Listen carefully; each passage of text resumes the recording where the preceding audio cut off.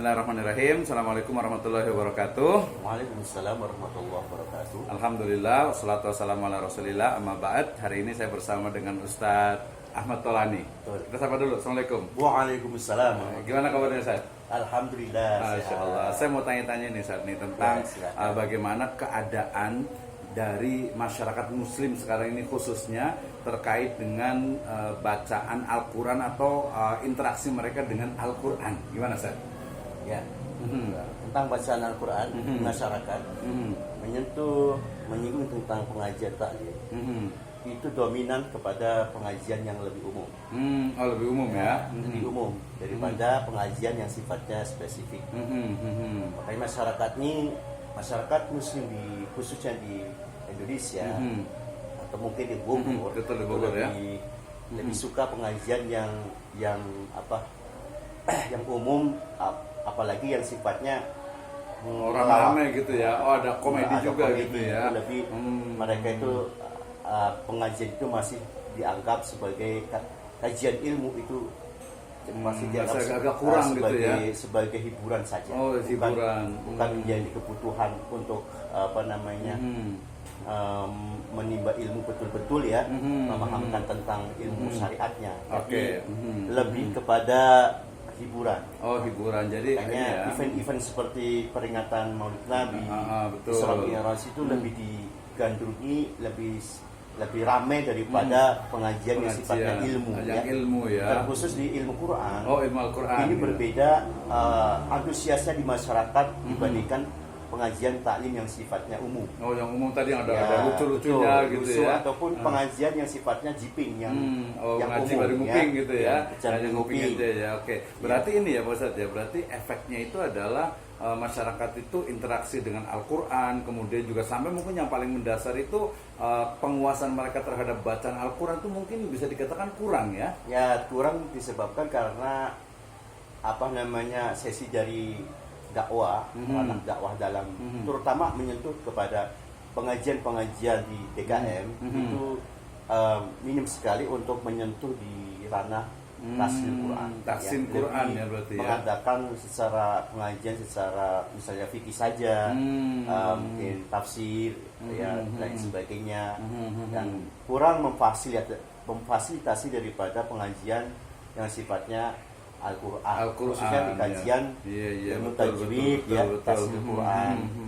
Karena mungkin penyebabnya karena mereka itu salah satunya pembelajaran Al-Quran yang monoton, monoton misalnya hanya sekedar baca saja, koreksi baca dan sebagainya. Mungkin tidak menggunakan cara khusus, strategi khusus bagaimana mengajar Al-Quran. Oh, berarti harus ada ini ya, harus ada harus ada metodenya nih ya, tepat nih ya.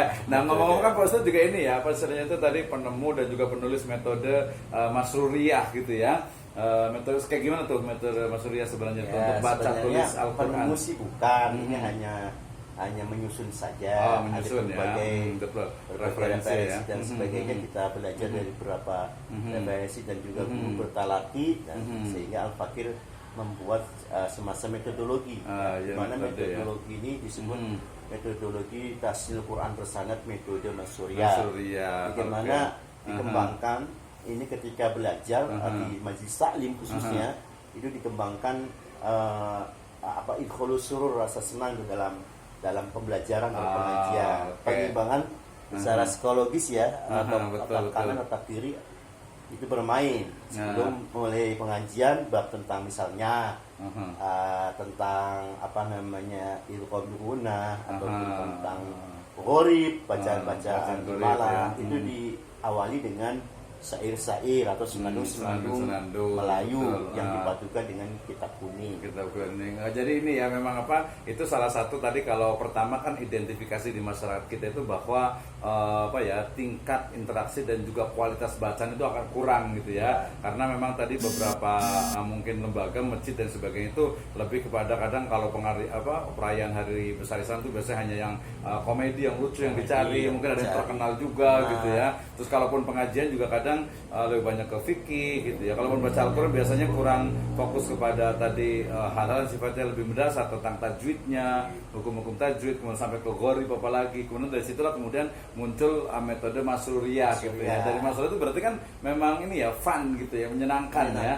Menyenangkan tapi tidak sembarangan. Oh iya ya. Menyenangkan dalam arti untuk memancing pembelajaran yang lebih mendalam. Iya, itu senang-senang aja, bukan senang-senang aja ya. Tapi apa yang dipelajari adalah apa yang disenang-senangkan, itu adalah ilmu. Oh ilmu ya, betul. Jadi bersenang-senang dengan ilmu gitu ya. Dengan ilmu. Misalkan Ismam, masyarakat nggak tahu tentang Ismam, kita berikan.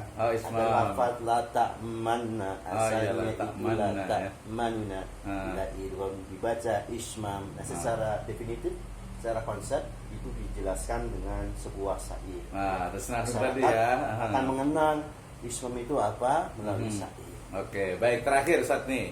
Jadi kira-kira nih setelah apa tadi merumuskan metode Masruriyah nih. Jadi harapannya apa nih untuk masyarakat kaum muslimin secara umum nih?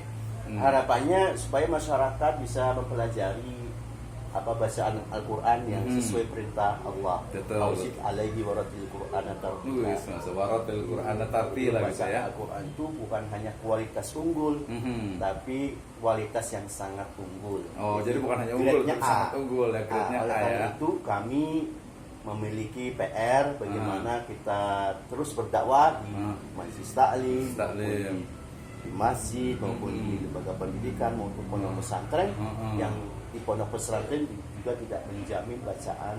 Iya, ada bagus ya. Ya, makanya kita sebagai yang peduli dengan bacaan yang tartil ceritanya nih, ya kita berusaha terus berdakwah terus dari mulai tingkat dasar buta huruf sampai kelas mahir, insyaallah kita akan melaksanakan programnya. Nah, termasuk juga ini ya, tadi kan metode Masruriyah saya sempat lihat juga itu dia bukan hanya membaca ya, tapi juga menerjemahkan kalau nggak salah itu ya. Menerjemahkan, mengetahui artinya gitu.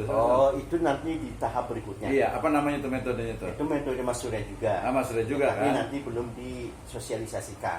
Itu kita baru satu metode PAUD. PAUD. Penanaman buta huruf pada anak, kemudian pada orang dewasa di 1, di 2, kemudian di kelas Quran yaitu jilid gharib, serta ilmu kelanjutan. Ilmu teori dan praktek tafsir Quran metode Masruriyah, mempelajari tajwid gharib termasuk mafhumul huruf, dan lain sebagainya, termasuk pembekalan untuk guru micro teachingnya. Jadi ada ini juga ya, jadi bukan hanya untuk belajar dan mengajar ya, jadi bukan hanya untuk santrinya atau siswanya, tapi juga untuk gurunya ya. Karena gurunya harus dilatih juga emang ya. Gurunya ada semacam pembekalan atau IAT ataupun pelatihan ataupun perkuliahan yang kita agendakan. Jadi kalau mamanya kaum muslimin nih, pemirsa sekalian itu ingin tahu nih tentang metode Masruriyah ini kemana nih nyarinya nih? Nyarinya langsung di channel kami. Di YouTube ada ya? Ada di metode Masruriyah ataupun di Facebook. Itu silakan bisa dicari metode Masruriyah atau akun khusus Ahmad Tolani. Karena memang dari ini kan ini aktif banget ya di Facebook, di media sosial itu kan sangat aktif sekali gitu ya. Bersama teman-teman yang berjuang bersama kami. Jadi artinya nanti kalau ada yang mau bertanya tentang seperti apa sih metode Masruriyah, kemudian ingin belajar gitu kan ya. Belajarnya online atau offline? Belajarnya ada 2 jenis di konsep. Yang pertama adalah secara offline, kita selenggarakan di masing-masing markas. Dan markas kita pusat di Cibinong, markasnya Cibinong ya. Kemudian punya cabang di berbagai wilayah, di berbagai kota, kabupaten ada cabangnya. Berarti nanti bukan cuma di Bogor aja ya, Jawa Barat gitu ya. Jadi, kalau yang jauh misalnya di Yogyakarta bisa kita selenggarakan secara Zoom. Ada Zoom juga ya. Untuk sementara, tapi sejatinya pembelajaran lebih efektif dilaksanakan di setiap cabang, yaitu dengan kalak musyafaah secara tatap muka langsung. Iya, kadang kan ini ya apa namanya apa sih mahorij hurufnya itu kadang nggak bisa ya, kalau susah ya kalau pakai itu ya. Oke, baik, terima kasih banyak Pak Ustaz, luar biasa sekali nih. Mudah-mudahan saya komunikasi lagi dan nanti metodenya bisa dipasarkan ya, mudah-mudahan bisa bermanfaat untuk masyarakat. Demikian, assalamualaikum warahmatullahi wabarakatuh. Waalaikumsalam.